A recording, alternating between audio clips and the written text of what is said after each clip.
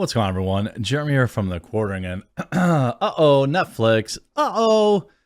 A little bit of backlash online coming from two different camps over their recent documentary, I suppose you could call it. It's not really a documentary. It's like a Hollywood reenactment of one of Wisconsin's most famous citizens, Mr. Jeffrey Dahmer. Now, I do admit that I enjoy a good kind of like true crime documentary. I've seen all the most popular ones about this man. I lived in the state while it was going on and was old enough to know and follow the news and know what was happening.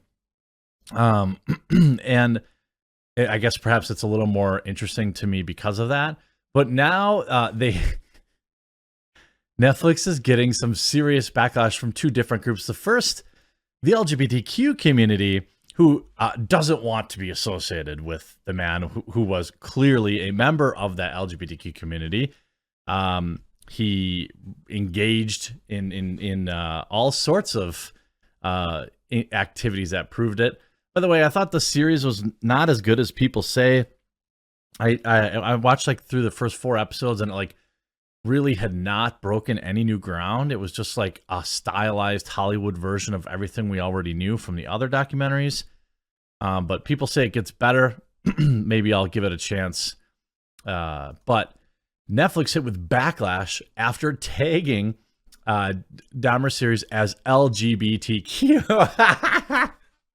I mean, it is, though. It is. The Ryan Murphy series sees the American Horror Story star. How does Ryan Murphy keep getting work? Good Lord. Like, the first season of American Horror Story was good. And it's like FX has like literally nothing else going on. So we're on like season 20 of that show, and it's literally only gone downhill. Maybe you could say like there were some, like the hotel one was okay, but it's mostly forgettable. Last season was okay. But like, anyway, so Evan Peters, who is the star of that show, he plays Jeffrey. Crime has always been a popular category on Netflix documentaries, as a streaming platform has produced several series on the subject in the past, all just as good as this one, I think. However, some viewers have criticized the streamer for also taking him as part of its LGBTQ plus. I mean, it is, though. Of course, TikTok. A TikTok user posted a clip on the series that it has appeared on Netflix with the tag ominous, psychological horror, and LGBTQ.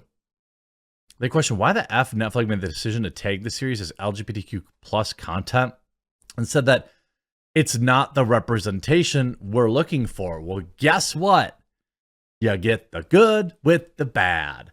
Just like all these people worship Harvey Milk, maybe you should look into some of his choices of men that he spent time with, okay? That guy had a lot of interesting decisions, but people don't like to explore that side of the guy. They're the same thing with Jeffrey. Now, does it really have anything to do with his story?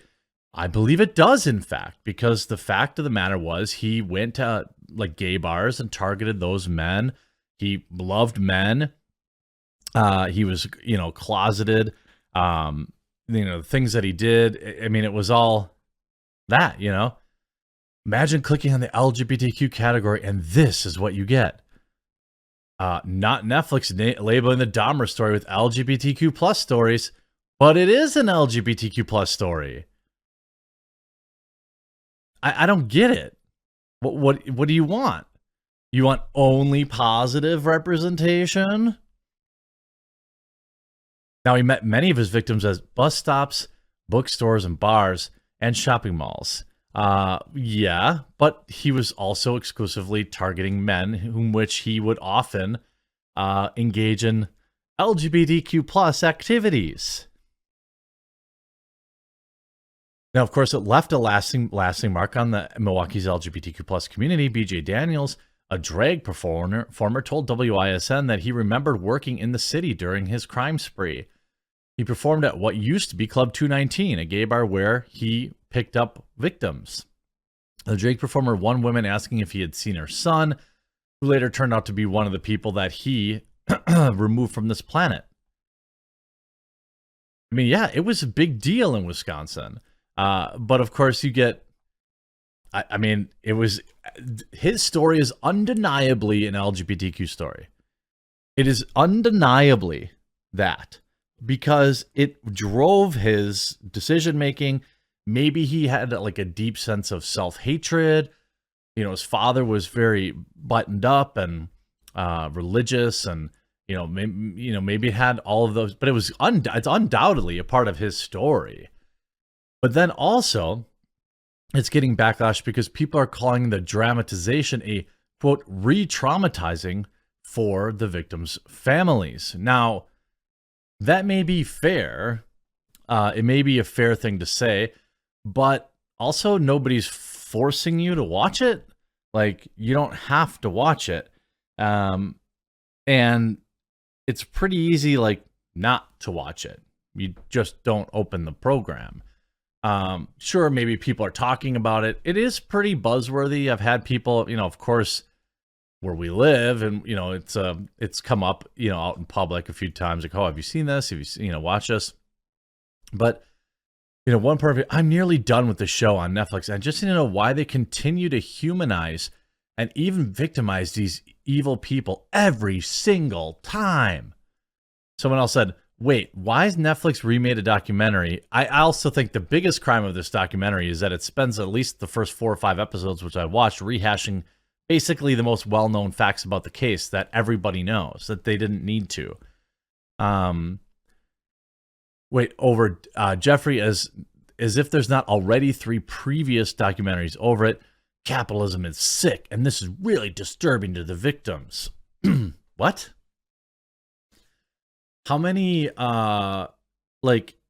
there's, this guy is like one, if not the most famous. So as you could say, Jack the Ripper is more famous, or maybe H.H. Holmes, or like, what's his name? The guy, the puzzle guy. Why can't the cryptid guy, or the guy with the, what was his name? He was in New York, right? I forget it now. I guess you could say, BTK, probably, but there's probably a half dozen on BTK, and that's just like kind of high budget ones, not talking about even like TV documentaries and obviously all the coverage and everything going on like that. The thing that's most interesting about these people is that most of them do start out as normal. Things happen to them and that it changes them. They're saying, so they're doing this with respect to the victims and honoring the dignity of the families. No one contacts them. My cousin wakes up every few months at this point with a bunch of calls and messages, and they know there's another show on the guy, and it's cruel. I'm not telling anyone what to watch. I know true crime media is huge right now, but if you're actually curious about the victims, my family, Isabel's, are mad about this show. It's re-traumatizing over and over again. For what? How many movies, shows, and documentaries do we need? Well, I mean, more. I mean, if nobody was watching them, I suppose, you could maybe make that argument. Defending the show in a promotional video, even Peters, who plays Dahmer, said, we had one rule of this going from Ryan, that's Ryan Murphy, is that it would never be told from his point of view. It's called his story, but it's not just about him and his backstory. It's the repercussions. It's how society and our system failed to stop him multiple times because of homophobia. I mean, that's kind of true in that there was that one famous interaction where, 2 cops come across him. He's very clearly, but with somebody who's very young. I think he was like 13 or 14. And they were just basically like, whoa, gay stuff. I don't want to. And like that cop later went on to be my local city cop when everyone knew about him. And yeah, that's just very bad police work. I don't think that you could blame all the other incidents on phobia. That's just simply not true. But like, let's not romanticize him because he's played by Evan Peters. Remember the victims. I mean, I don't think anyone's forgetting the victims in all this. They're, obviously the ones that they're the important ones. The local prisoners, I remember when he got locked up, like the local prisoners took care of him really quick. I don't even really understand. Like, I think that unless there's something unless it gets worse down the road, I don't think that it's being disrespectful. In fact, it's telling their story. I understand, maybe you should be giving the victims' families, some of the proceeds from this. I think that would be reasonable. But it is undeniably an LGBTQ story, especially locally. So the idea, like these Twitter, weirdos, or TikTok weirdos have no idea about the story at all. They're just getting offended for offense sake. I don't know. Have you seen the series? Do you think it's worth watching? Do you think it's worth for me finishing the series out? I'll be curious to hear what you have to say in the comment section down below, and we'll talk to you again real soon.